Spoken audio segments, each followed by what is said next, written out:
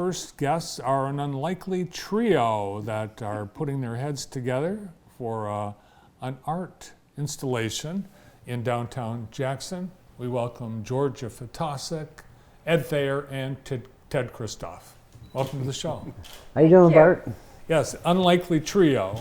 Unlikely trio, yeah. Although, but you three have connections and have for many years, but you're all working on one particular project right now. We are. What is it?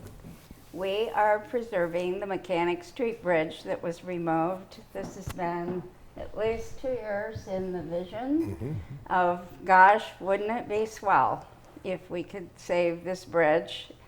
And it's come to fruition because of a lot of cooperation, collaboration Ted can describe. And we actually have the bridge, and now we want to mount it as a added piece of outdoor art in our community.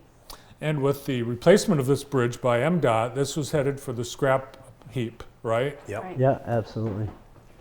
The bridge is significant for a number of reasons. Historically, it's 120 some years old, right? Yeah. Yep. Yeah. But even more so, it has graffiti on it. Graffiti, yeah, but meaningful. To me, it's meaningful graffiti. All right, well, let's take a look at some of the Yeah. pictures. We've got pictures of the bridge, and you guys are around the bridge as construction is going on. So, Ted, where are you standing right now? Well, just about where the bridge, the art will be standing. That's in the north part, the south part of our lot by the railroad, and you can see the bridge in the background there. And there's the other end where Eddie's going to be standing. So it's going to be mounted right there, and I'll let Eddie talk about how the art will be projected. But we all hold looked that at picture Yes. Hold that picture 1 second. Because, Okay. go back. Next the next one. That Yeah. one. Look between the poles holding up the Oh, Christoph sign, yes. and the orange and yellow and red is Steampunk Ed Thayer sculpture. That Yeah, is. It is, Yeah. yeah. All So right, we're basically going to fill his parking lot full of junk. Yes, exactly. And I love rusted junk. You know, there's so much appeal to this bridge on, I think, so many different levels. Like people are an art lover. You know, it appeals to the messages that it may say because of the graffiti. Maybe people are graffiti art lovers. Maybe you're an old bridge lover or an iron lover or turning iron sculptures. I mean, what really speaks to me is that rusted iron and those rivets and the bolts and the amount of work that it took to build that bridge, and then it stood for 100 and some years. Coincidentally, it has a phrase on it that's a 2,500-year-old phrase from Alexander the Great, speaking to leadership, speaking to the test of time, and they tie in together. And look at that girder work. I just think that it's really cool. Industrial art is art.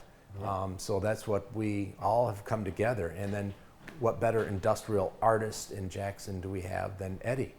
So it's just all come together that way. well, this piece, when you look at it, you think, okay, well, yeah, it's a little piece of bridge, but once it's down and you're standing right next to it, it's huge. It's huge. Yeah, it is. And it weighs approximately 30,000 pounds, so it's Tons, no. 30,000 pounds. The crane guy said, he says it's about 30,000 pounds. Oh, good. Well, that So- means we can lift it. I'm Yeah. feeling Dominic better. Dominic Painborn, and I think you had lunch with Dominic a couple weeks ago, and you Right, guys. this day. And he zipped across the street to see you, but you were on the air. And he'll be in Jackson again tomorrow for his Tomorrow. opening. This is George and I toasting when they actually took the bridge and put it on the dolly that moved it away, and we were toasting the moving of the bridge. And I heard shortly after this photo was taken, MDOT told you to get off their property. No, Georgia did that. we Georgia set got up us in shop. Look, trouble. we got a table and an umbrella Yeah. and They chairs. put up yellow tape. Yeah, they to tell yellowed us. We couldn't cross Yeah. the line anymore. They coned us in, Yeah. so that was fun though. It was, yeah, look at how it doesn't look very big there. It is 45 feet long, and it's yeah, got to be 5 or 6 feet tall. It's a big beam. And so the message, I don't know if you have a picture of the message that's on there. Lots of people have seen the message and don't really pay attention or maybe know what the meaning behind that message is, which is a testament to leadership. And so I'll wait till it comes up there to talk about it. But there was a picture of that bridge and the graffiti at Georgia's house. I was at Georgia's house, and there's this picture of the bridge, and in the background is her office. And as she retired, I think Georgia will correct me on this, someone gave it to her as a gift, talking about her leadership to Jackson County. And I thought, how wonderful and how tributing that is to have that beam there. Too bad it's going to be gone away in another couple of years. And that's where we started thinking, well, how do we save it? So the phrase is an army of sheep. Now let me get it backwards. An army of lions. Wait, let me get it right. Army of sheep led by lions will always defeat an army of lions led by sheep. So and that was Alexander the Great, and there's been different variations of that interpretation, but the idea is that lion leadership is really needed here in Jackson, and Georgia's term with the hospital certainly was a testament of it. I kind of like to think that I'm a leader, and hope that we can inspire other leaders. So we just want to save that beam, put it up, and show the world how awesome it is. So. All right, what do you know about this phrase, Alexander the Great?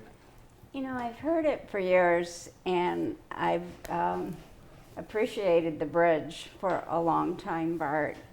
When I think of lions, you know, it's more about courage, persistence, and I think that being able to bring teams together like we have throughout the community, certainly my time at Allegiance, but there's so many great things that are transpiring in our community. When I think of Bright Walls, who would have envisioned that we could paint so many walls over a period of time? The young professionals envisioned that, and we got it done. It was transformational. And there are a lot of other examples, I think, in our community of what we can do to advance and become the best Jackson that we can be. So to be able to have this and perhaps have people ponder, what does this mean? Take pictures in front of it, have their leadership teams in front of it, and be inspired that we can all be lions in our own way. And what's funny about this, that was graffiti that someone spray painted in the middle of the night. Yep. We don't know when, we don't even know who. It's a mystery. That's it. I'm sure he'll come forward now. Maybe That'd be he's awesome. in Gatton retirement home or whatever, but maybe he'll come out of. So this is after MDOT took it down and they just stacked it up on railroad ties. Yeah. Yep. And That's this, a great photo, Bart. And Eddie, do you want to talk about how we want to present the installation? So, so the process really is going to be, once we break ground, we're going to be digging 5x5 pads, concrete, 5 foot deep, 6 foot deep. 5 of those. Then the girders, and if you see in the picture, the girders will mount to that, and then on the two ends. So where you see those stacked railroad ties, will actually have an I-beam structural support in there, and the I-beam or in the railroad ties will basically just wrap around it to give it the aesthetics. But structurally, it'll be sound, and we ain't got to worry about it blowing over or because if you drop that on your toe, you're gonna know it. So so that's the process. We're gonna start with breaking the ground, getting the concrete footings in, and then we're gonna stand up the girders. We're gonna build the structural ends, lift the bridge up, set it on there, get everything welded, all the brackets made and welded on there, and then last we'll be doing the railroad ties around the structural beams, and then cleaning and clear coating it with a product that's actually going to deter other people from tagging it. So they might be able to get up there and spray paint it, but it won't stick. So that's the game plan. Yeah, and I understand in the graffiti world, if someone's already tagged something, Yeah. they own it. Right. Yeah. So I got a couple Oh, I didn't other. know that. It's not. I mean, that's the biggest fear I have is somebody going up there after all this work and all this money and then just destroy it. Well, thank God, all 75 of the Bright Walls murals have Right. been Clear coated. preserved. Nobody's Yeah. messed with them. Right. So I think there's respect for the art. Yeah. Hopefully of those that. art. Yeah. So the bridge itself, Georgia, what's significant besides the graffiti on it? The bridge itself has historical significance. It is. It's listed in the historicbridges.org as one of the locally significant railroad bridges because it spans a road. Both that and the Jackson Street Bridge were unique designs in the mid-1900s. And this site actually speaks about, preserving these bridges as if like we need to keep them there. And we know ours was crumbling and needed to be supported, not to mention the truck eating part of the problem with the Mechanic Street Bridge. So I'm hoping that, as we go forward and contact this historic bridges, they'll be excited that, yes, we are preserving at least part of it. When we even found the Carnegie name welded in the steel. We have a photograph of that. I should have sent it to you, but it's like you think about the way they had to put their name, and then we have the Carnegie Library down the street. There's so much history in this metal that was installed 24 years ago. So it was Carnegie Steel? Yeah. Yeah. Wow. Yeah. And their tag was on it. Their imprint. And all done really by hand. We didn't have any heavy Right. equipment back then. Steam. Steam. Yeah. Yeah. Yeah. Yeah. And rivets. Yeah. So you have a clip, I think this is from your phone, Ted. Oh, was it? Oh, Is it? yeah. Yeah. Yeah, that was fun. You probably have to speed that up to 5 times speed to tell that that's actually moving. But that went into the bridge, jacked up with air pressure, lifted it, and then they pulled it out nice and slow, all by remote control.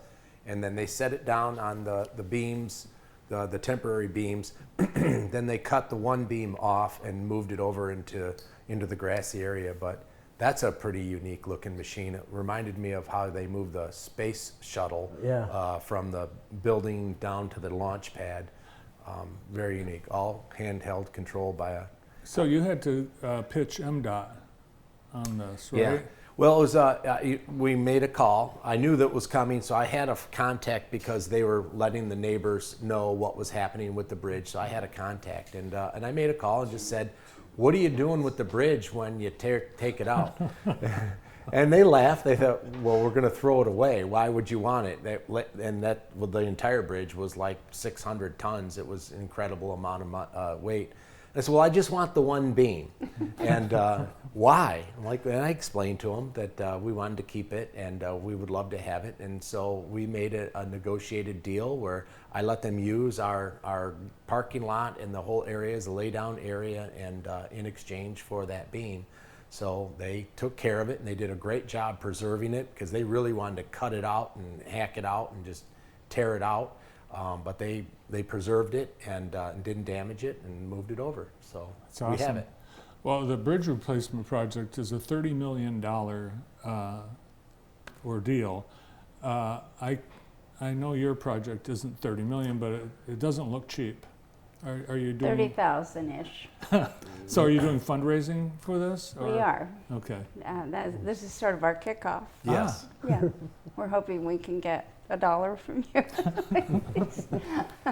Yes, it's taken a while to be able to figure out the best way to support it. That's work, but we're estimating around $30,000, and the community foundation is going to have a special projects fund so they can receive checks, because it's nonprofit. It's going to be community owned. Ted is actually deeding the land, so it'll belong to the community.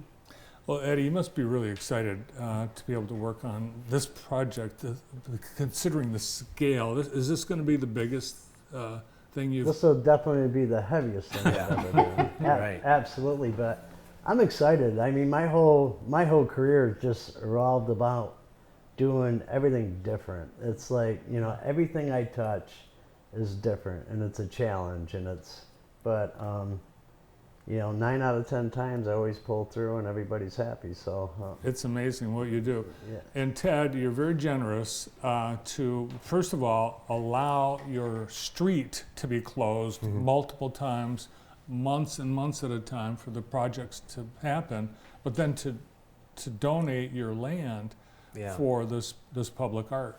Well, you know, when we took on the Toy House, it was more than just moving our business there. It's really about really diving in deep to the community. That building means something to the community, and so the whole land does. And in the grand scheme of our plan for Jackson County and Mechanic Street is to bring the Mechanic Street all the way up to the Armory Arts project, the old prison, and have it be bike pathable, have it be an art walk, have it be historic, and have it be something more than just an industrial road. And so we want to honor that. And this it came up, and it's just amazing that we can be the beginning footprint of this art walk from downtown Jackson all the way up to the Armory Arts. And we have plans. I don't have plans. The city does, to continue the bike path through the bridge and then through our not our parking lot, but the Mechanic all the way up, which will connect to the other bike paths that would get you all the way north and all the way from the east, and the trails that are already coming into Jackson. So we're just like hopefully the little hub right there. Yeah, it's awesome. And when you first told me about this, we were at an unveiling of one of the roundabout sculptures. Yeah. And I thought, oh my gosh, the timing, you could have been just days away from blowing your chance to rescue this piece of bridge. Everything worked out Yeah. pretty much in your favor, time-wise. Yeah, it did. It did. So Yeah. now we're just, now the next step is we need to raise the money. It's not a lot of money, I think, when you think of the magnitude of what we're doing. It's $30,000, but we are looking for some large partners. Hopefully we can find some $5,000 donors that we can give special recognition as partners to this project. But of course, we are open to any and all donations, from $100 to $1,000, $3,000, whatever you could give. If you are an art lover, and if any of the things that we've talked about resonate with you as far as industrial art or leadership or train preservation or just having an extension of art in the community, you should be giving to this project. And we pledge on our honor and dignity, 100% of this money is going right into this project. So very exciting. Yeah. Can't wait to see it all done. Either can We're we. excited too. We're hoping the end of the year. Yes, that's true. But I mean, downtown so far. I mean, with the sculptures we have down there, the bright walls thing. I'm thinking, you know, this is so good that we're going to expand outside of downtown, or just unite downtown with other areas, which are pretty cool. I mean, this area, once the bridge is all done and traffic starts getting through there, you know, why not? Why congest everything into downtown when we can spread it out? And that's what I'm excited about is just expanding this. And we're already a destination. Like, they're writing articles about us in Chicago. And so, you know, why not keep going? And it's not taxpayers' money that's taken away from anything else. It's just a bunch of old hippie art lovers that are trying to do our best to expand. And in addition to being the arts patron and lover, you also, in your family, I understand your dad was a welder. Yes. So you're going to join Eddie and put the... Yeah, she's gonna. Oh, that would be a great photo op. Yeah. Yes, I love metal art. Everything I see that's metal, it reminds me of my dad. Cool. All right, you can make your donation to the Jackson Community Foundation, and let's get this rolling. Thanks for coming in today. Thanks Thank for you. having Thanks, us, Bart. Bart. Arts patron and president emeritus at Henry Ford Jackson House.